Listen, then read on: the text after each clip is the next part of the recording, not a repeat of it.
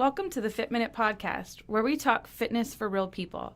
I'm your host, Gabby Mazar, and today's episode we have Felecia Rozansky, a wife, a mother, a successful real estate broker, and someone who's been through struggles and trials and tribulations through her life, and I'm super excited to talk to her today. She's a good friend of mine and also a client, so let's get right into it.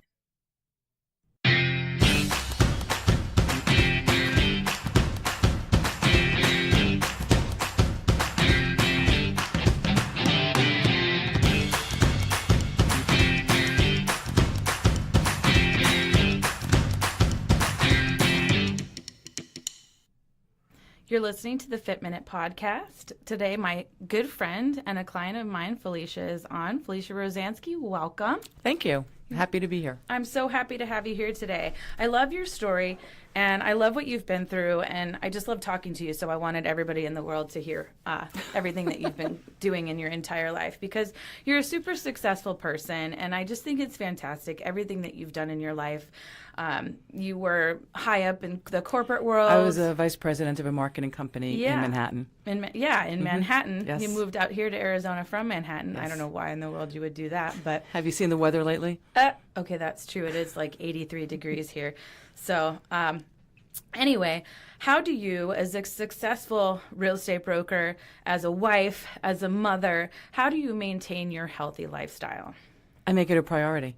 I block out time every single day to do at least one of the three things that I need to do for myself to keep myself healthy. Okay. So I wanted you to tell me a little bit about, your history, like your family history. You have a son with autism. Yes. And my family history goes back a little bit further. I actually was born with a birth defect. I was born with a heart defect. That's right.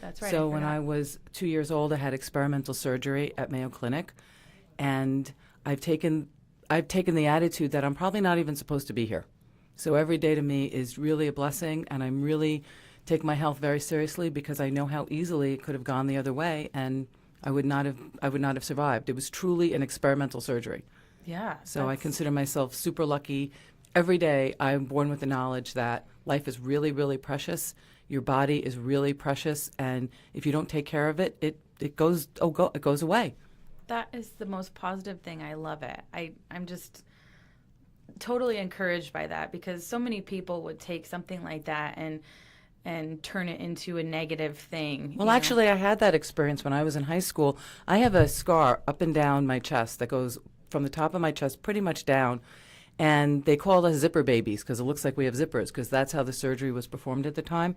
And when I was in high school, I met a young man my age who also had the same scar, which was really shocking to me because I'd never met anybody like that. And I said, "Hey, we're both zipper babies." And he just completely freaked.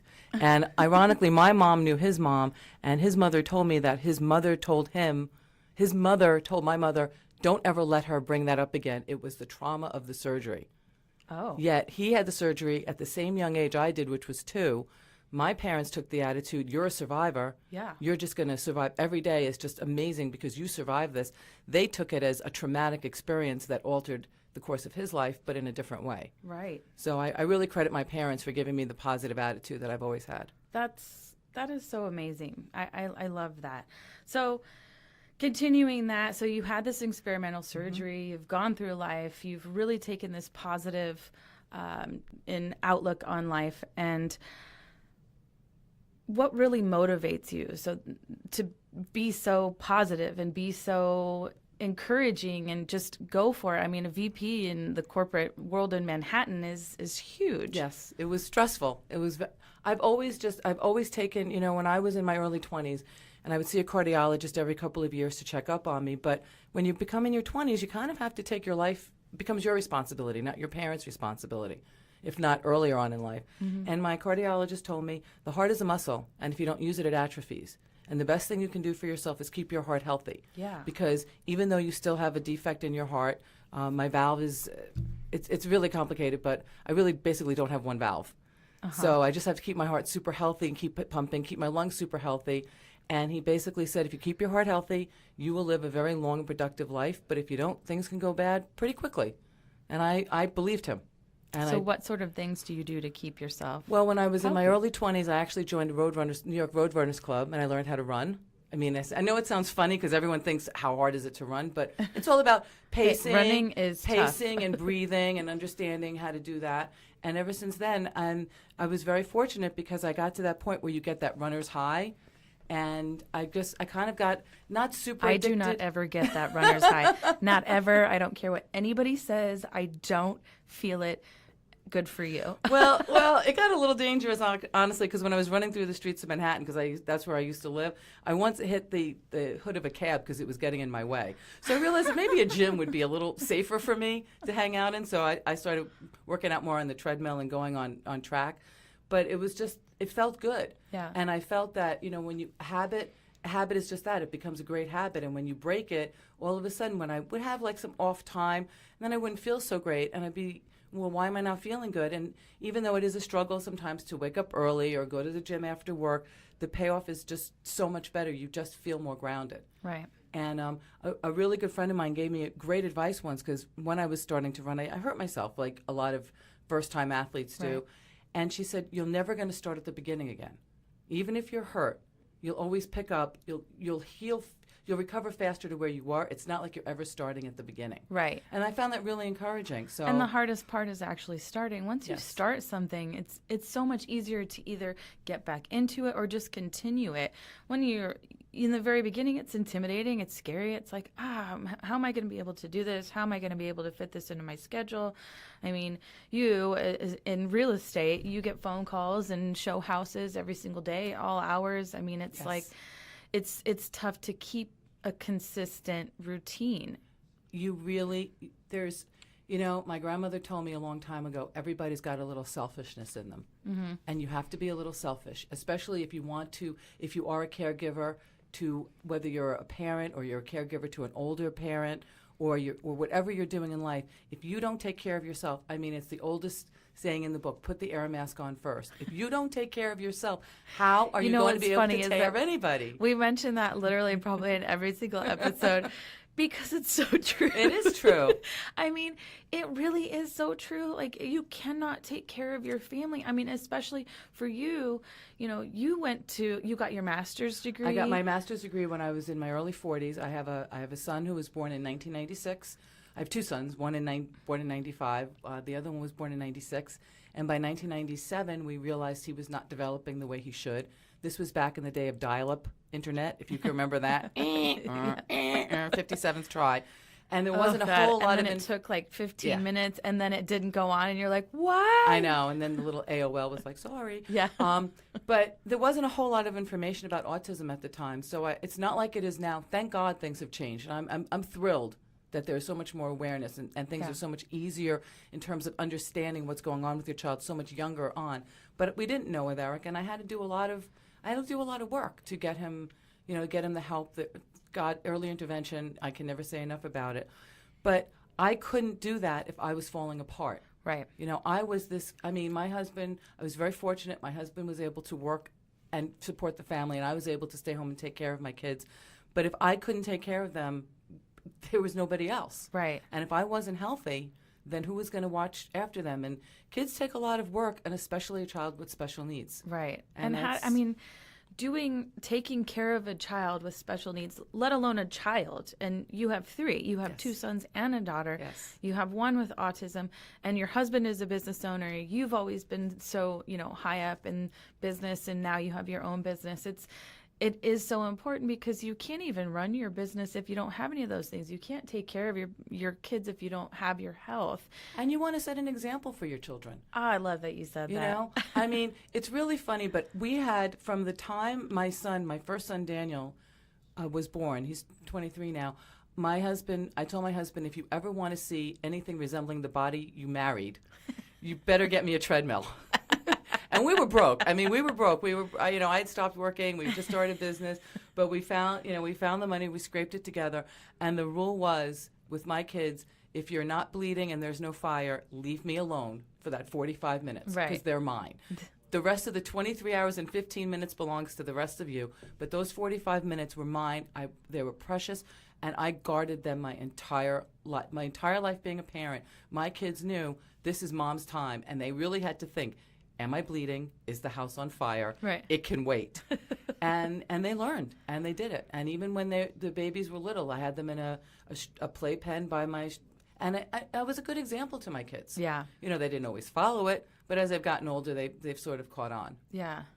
And they eat healthier because you eat healthier, Yes. and they see this example of what their parent does. I know, my mom is a sugaraholic. I swear she puts sugar on her sugar cereal. But it's funny because even though she does that, we still would cook, have home-cooked meals. We would drink diet sodas or diet whatever because that's what you did back in the 80s. And, now those things have changed. So now, like, for me, I cook at home. I drink water. I do all these things, but I still have this, like, sugar I don't think there's anything wrong with moderation. There I mean, is it nothing. sounds so Yes. boring, but I've told my kids, look, kids are kids. And I've been at birthday parties. When my kids were younger, I was at birthday parties where there was that mom that served her kids carrots and cucumbers when every other kid's eating pizza. I don't want to do that to my kids. I mean, kids have a hard enough time getting along. Let's not push the envelope. Come on, every time you go to a party, that the veggie tray sits there and nobody touches it. Right. Except that I'm the person that brings fruit salads to parties, and then I take it home with me. The truth is, you want to give kids the ability to make a choice. Yeah. Because if you take that choice away, then they're just going to go crazy. Right. When you're not around to give them a choice. Right. So I always said, you want to eat potato chips? Let's buy the small bag. Right. Eat it, own it, be done with it. Right. And then we move on. Right. But having them lying around all the time, we just didn't do that. I was really into giving them portions. You want to have cake? We'll have cake. But when the cake is done, let's throw it out. We'll buy a bag of cookies. Right. And when it's done, that's it.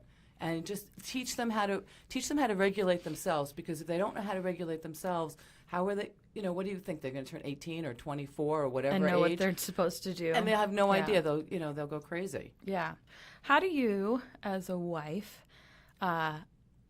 control your eating and your habits with a spouse that isn't always healthy?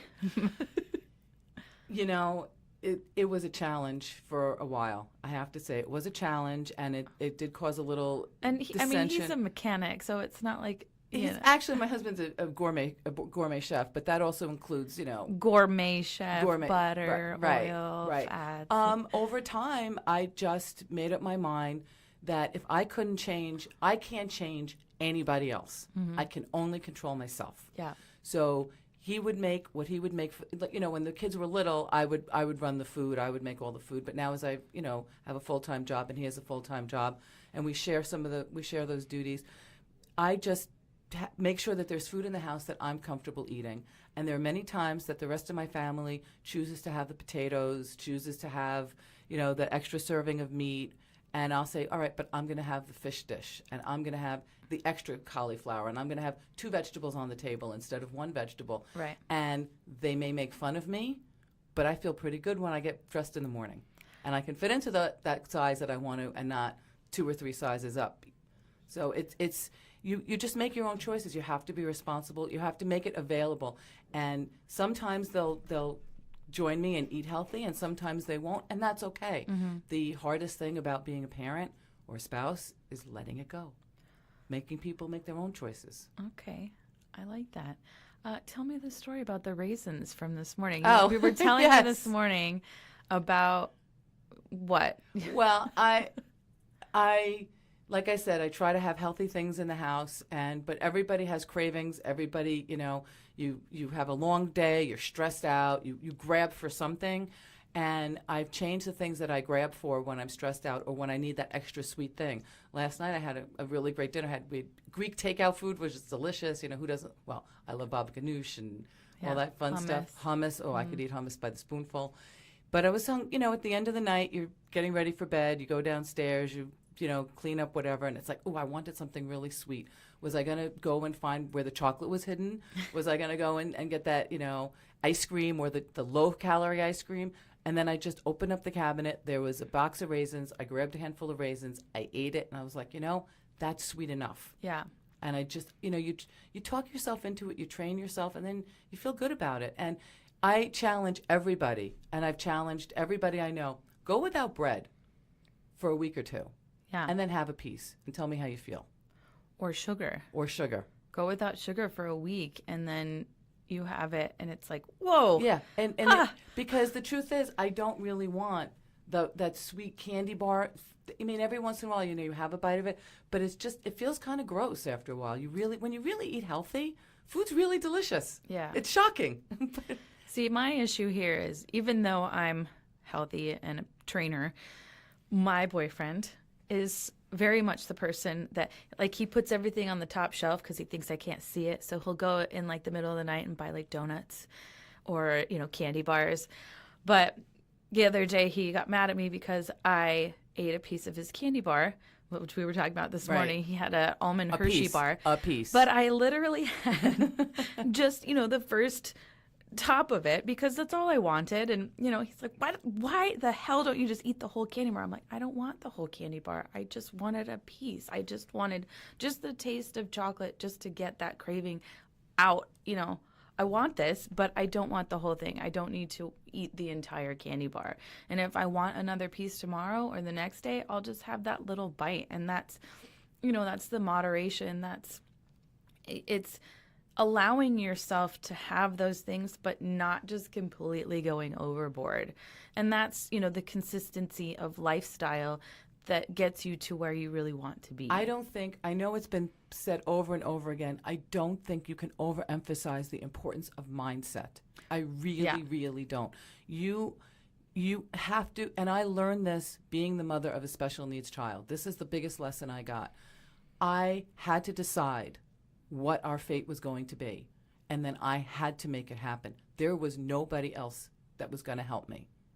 I was it. I was the front line, the back line, and all the troops in between. And you have to have a mindset, and you have to do whatever you can to get that encouragement and get that and get any help. There's so much help out there. We were talking about this earlier. Mm-hmm. If you don't know how to schedule your meals, or you don't know what's healthy, right. Oh my God, first of all, you've got you, which is excellent. You're an excellent trainer. You know a lot about food. We talk about it all the time, about moderation and making the right choices and a balanced meal.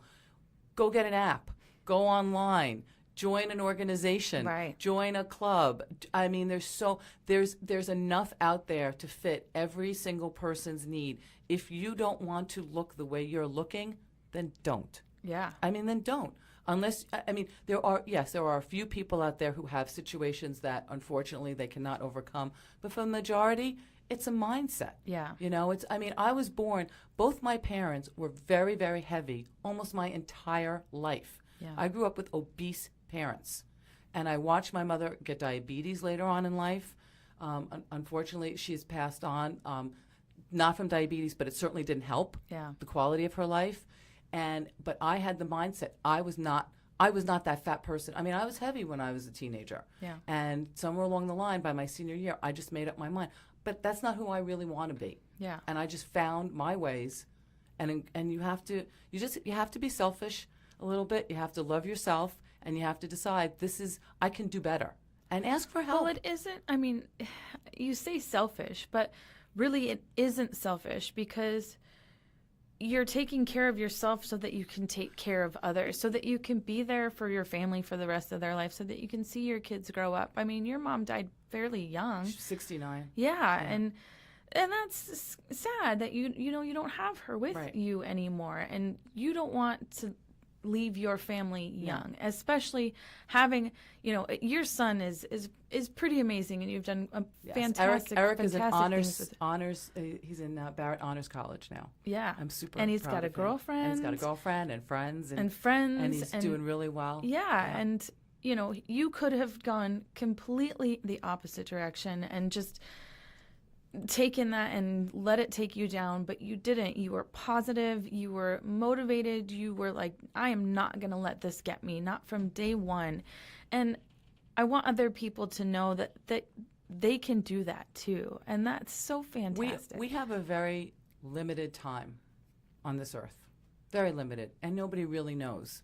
We really don't know how long it's going to be. And every day that goes by, that's gone. You can't, the earth, I'm sorry, Superman isn't turning the earth backwards. You can't get your time back. You can't get your time backwards, and you really want to maximize it. And I think what really frustrates me is I think people don't realize how good they can feel if they just took one step. If they did one thing. It took me years. I've been married to my husband for 25 years. It took me 20 years to convince him to go for walks with me. Okay? 20 years. And we had to move to Arizona to do it. And you know what? Now in the morning, because we walk almost every morning. Yeah, but who's going to go for a walk in the middle of winter in New York? True. That's true. So we had to move. Or in the middle of summer for that. Hey, but we do it in the middle of summer in Arizona. That's true. Because now it's true. become a habit. Yes. Because now I'll say to him, how did you feel? Like if we miss a day or two, how did you feel? It's like, I don't really feel right. And it's not like we're running through the park. I mean, we're not, breaking out into all kinds of crazy sweat and beating records. But we're just getting out there and we're enjoying the air, the sky, being outside, and just walking at a really good pace where we feel healthy, where we get the heart racing a little bit. And you know what? It just brightens your day. And for anybody that has any kind of ambition at all in any sort of career, anybody you read, any of the books that you read, and I read a lot of them about successful people, they wake up early and they exercise. Yeah. And it's like sets their day. It's like how to set your day. It's like drinking your coffee or eating whatever you eat for breakfast. It sets your day up right. Because you wake up and you're alert. And by the time you're going to work, your body is alert. You're awake. Your skin is alive. Your face is alive. Mm-hmm. Everything about you is just alive. Your blood pumping. Your brain is going. Your heart's going. Yep. And it's. I'm not a morning worker-outer. I know that's not even a word, but I'm saying it. I'm using it. It's my new term. But I don't like to work out in the mornings because the mornings are kind of go for me. But that's because I'm training in the morning. So my days, my workout time is between 10 and 1, which is fine. But that's how my schedule fits to work that in. And if that's how your schedule is, you just have to find that time to fit it in and to make it work. When I was a working mom back in New York, I was about 5 or 6 years, I was a special education teacher in New York. I became a special ed teacher because of my son. I would come home from work at 3 o'clock. I would leave at 6 in the morning. Yeah. I'd come home at 3. So between 3 and 4, that was my time. And you just make it work for you. Right. And I can't even explain how it's just, you just owe it to yourself. You owe it to yourself. You owe it to your family. You owe it to anybody you love or anybody you have a relationship with or anybody you work with to be at your maximum brain power. Yeah. And that whole mind-body connection that people still don't understand. It amazes me, but people still don't get it, that what you put in your mouth affects the rest of your body, and how you treat your body affects your brain. Right. You're one person. Yeah. You're not a head on some disengaged body. You're one person. Well, speaking of treating your body, I know you were in Vegas last week. Yes. You were there for a work conference. Yes, for 2 work conferences. Yeah, for 2 work conferences. But you were drinking. Well, Vegas. It's Vegas. I understand. But I take vacations. Listen, well, everybody my body takes vacations. But my brain was working, but this is a perfect example of how my brain was working, but I wasn't taking care of my body. And I came back, and it took me a week, because it did recover faster, because I do take care of myself for the most part. But I felt like garbage. Yeah. I just felt, I'm not used to feeling that bad. But you don't, even though you go on these vacations, and sure you might be drinking, you still never go completely crazy. No. I'm just going to eat an entire buffet, which would be cool, I guess. But you still maintain on those trips. I maintain an awareness. Okay. I'm aware that I'm not doing what I'm supposed to do, but I'm not being that bad. Right. Like I'm still, although I may have had a mimosa at breakfast, which is probably not the best choice all the time, unless we it's a had weekend. Mimosas a couple episodes ago, because it's real. Because this is reality. Yes, the reality of life is that you're not always perfect. Right. I was at a group breakfast. Everybody, everybody was enjoying themselves. Everybody had mimosas. Do I have mimosas every morning for breakfast? No. But I registered that I did that. I knew I did that. But I made a choice. Am I going to have the vegetable omelet, or am I going to have like the eggs Benedict? And there were plenty of people there. Oh, we're on vacation. Let's go have eggs Benedict every day. I can have eggs Benedict one day. Right. And I ate it, and I owned it, and it was delicious, and I don't regret it. But I didn't have it the next day. Yeah. Because I understood that, you still have to have some limitations. Yeah. So before you started training with me, you were kind of in a little bit of a lull. Mm-hmm. What kind of changed? What kind of clicked in your head to just be like, Okay, I My have pants to. didn't fit.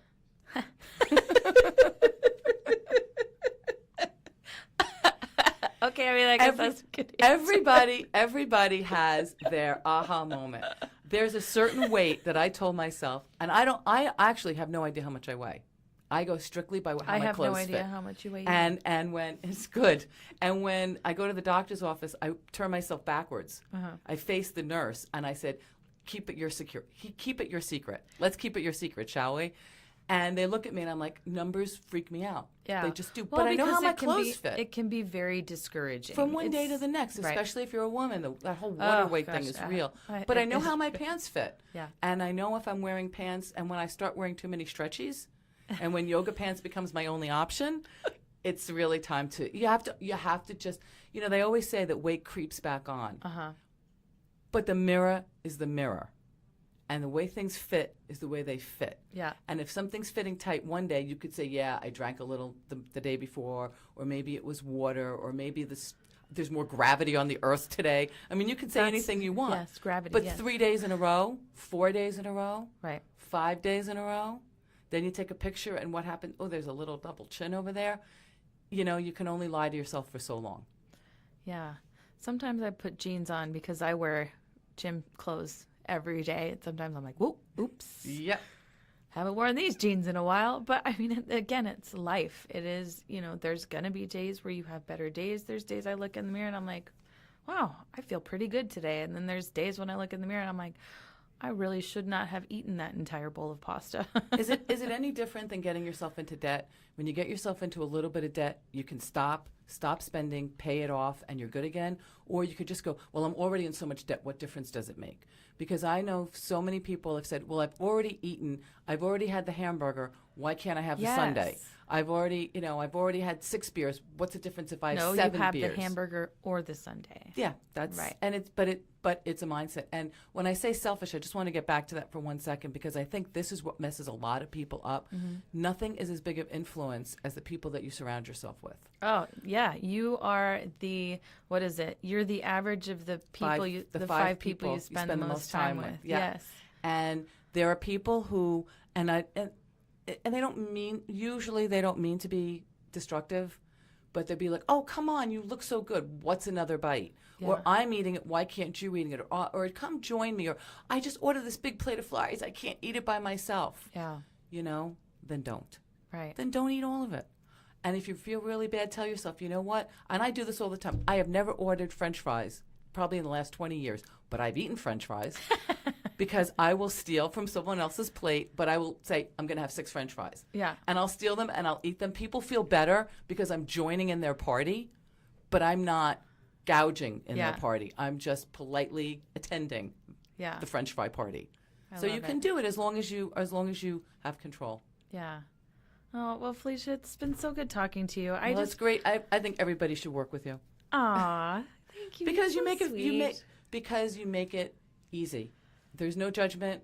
There's no like, why did you do this? There's no, you're not doing what you used to do. There's only acceptance. Yeah. And I think people are intimidated to work out with somebody. People are intimidated. People are very intimidated. And there's no it breaks reason. my heart because it's hard enough for you to actually get into the gym and to work with somebody. And the last thing somebody needs is for you to be down on them. My job is to motivate you and to keep you accountable and to want you to make you want to come back, not to make you feel shamed or like you did something wrong. I'm a human being too. That's why I wanted to do this podcast, because I really wanted to share real people's stories and not just experts, because I will have experts on, but I want people that are real and live real lives and are happy and content with where they are, but they live this healthier lifestyle just to be comfortable in their own skin. And what's really, you totally do. And what's really nice about where we work out, where you train us, is it's such a welcoming environment, because there's other people there that are old, just like you. Old, Oh, as you say young. old. As you say old, but that was not. No, that but was they're not intentional. older. There are people that are well into their 70s and 80s. There are young people there. Yeah. There are people there with little kids that they bring their kids, and their kids, are well taken care of. I mean, when I go there, I feel that there's a really friendly community. It's not some bodybuilding. Oh my God, I'm so embarrassed to be seen in this. You can come in a T-shirt and whatever pants you can gather. It's not like a show at all. It's a very warm, welcoming community. I always feel good being there. Thank you so much. That makes me feel so good. It makes me feel so positive about what I do or what I want to do, I guess. But anyway, thank you so much for coming on. My I love pleasure. your story. I'll have links in the bio for you and your company. And if anybody has any questions, you can always email me. And, if you need to reach out, if you have children with autism, you can always reach out to me or Felecia. Please, if you know anybody with a child with autism that needs any sort of encouragement, just somebody to even listen to them, I'm always available. I raised money at one point with my son. My son's got some projects he's working on for autism acceptance. Yeah. I think we're all aware. Now we need to learn to accept. Oh, I love that. And everybody knows somebody. So if you want to hear some positive stories and get some encouragement, find me because I'd be happy to do it. Fantastic. Well, thank you so much. Feel free to join me on the next episode. I'll have some more great guests on, and I can't wait to bring them to you. Thanks so Gabby. much. Thank you.